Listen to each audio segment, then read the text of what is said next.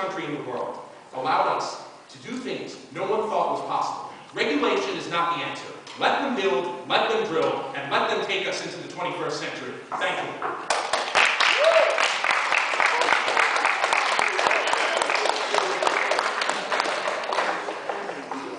Mr. Evans, 2 minutes.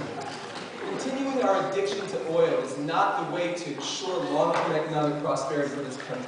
Oil, like you said, is going to run out soon. We have already crossed Hubbard's Peak, a famous geologist who predicted when the world oil production would start to go down. It is starting to go down already. To say that the future of American economic prosperity relies on increasing our addiction to oil is simply preposterous.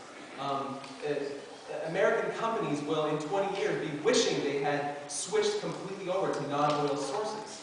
And like I said in my opening statement, during the Republican administration, we were squabbling for oil all around the world. We were getting into fights with Venezuela over their oil. We were getting into fights with Russia over their oil. We were getting into fights in the Middle East over oil.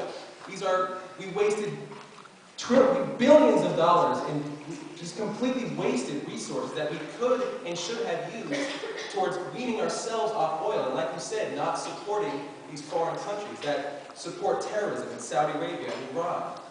It's important for us to make sure that we not only wean ourselves off foreign oil, but off of oil entirely. If we continue on this path, if we say, oh no, we're not going to drill oil elsewhere, we're going to drill oil just here, we'll have these same exact problems facing us in a couple decades. We're going to be wishing that we had weaned ourselves off.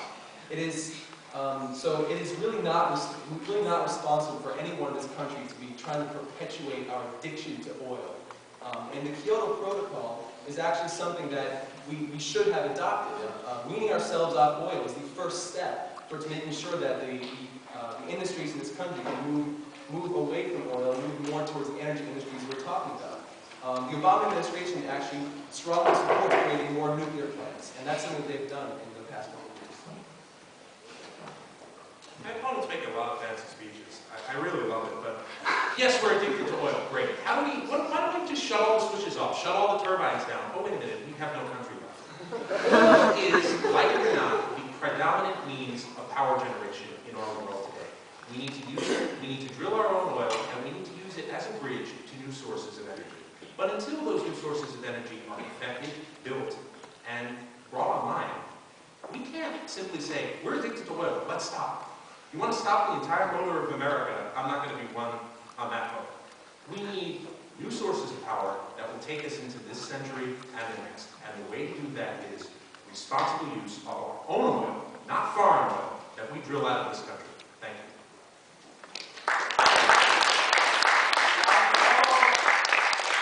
Again, I'll ask you to hold your applause until the end of the segment, please.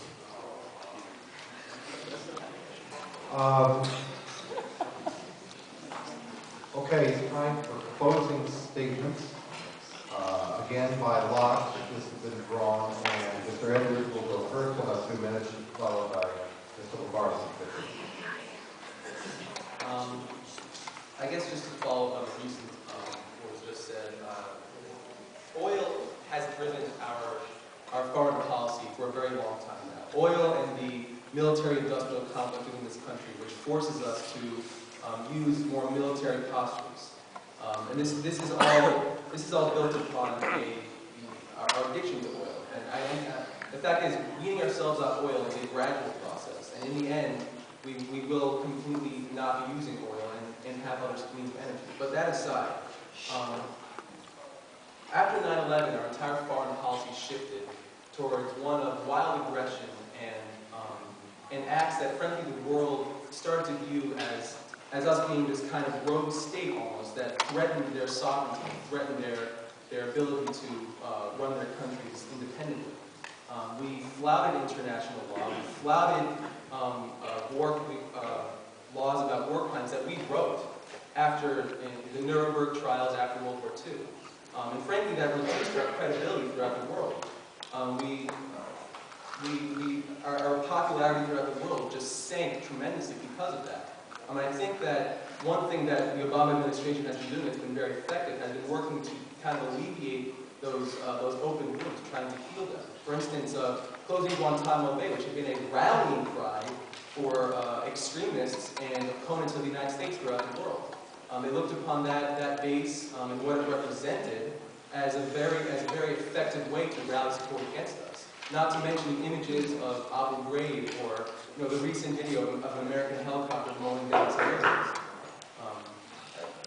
I would truly like to know if my opponent actually reads the news at all. Guantanamo Bay is not only still open, it's still operating, although we are on a timetable to close it. There are still detainees being housed there. That aside, the only law this country needs to confirm to first and foremost is the protection of its citizens, and our foreign policy should represent that. President Obama, we claim, is currently repairing our international standing. How is he doing this? By apologizing to nations which not only hate us, refuse to acknowledge us and or talk to us. President Obama has tried diplomacy with Iran, to which President Ahmadinejad responded that you are a cowboy and no better than Bush. Obama is not regarded as any more legitimate than any other president in this country's history, and no president which succeeds him will be regarded by an evil and rogue state as any better. We need to stand up to nations which are threatening the world with nuclear weapons for the development of them and undermining our security. At the end of the day, we need to stand firm as a nation, and we need to guarantee we will be here for our children and our grandchildren. You say that we overreacted to 9/11. Maybe that's so. Maybe some people did overreact. But the images of 3,000 civilians dying and our country being attacked on our own soil is powerful, and it is something that as a country we could not let occur. We must not stand down, appease various evil powers in this world, and expect everything to be okay. One of my favorite men in all of history was Winston Churchill. Winston Churchill said, in paraphrasing his predecessor, Neville Chamberlain, that appeasement is like feeding a crocodile and hoping it will be eaten last. If we stay on the foreign policy course of the Obama administration, we may be eaten last, but we're still going to be eaten.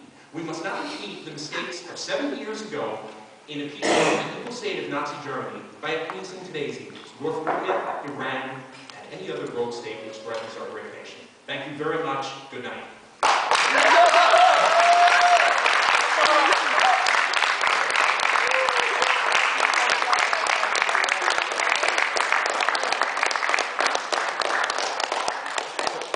I'd like to thank both of our panelists for an excellent show.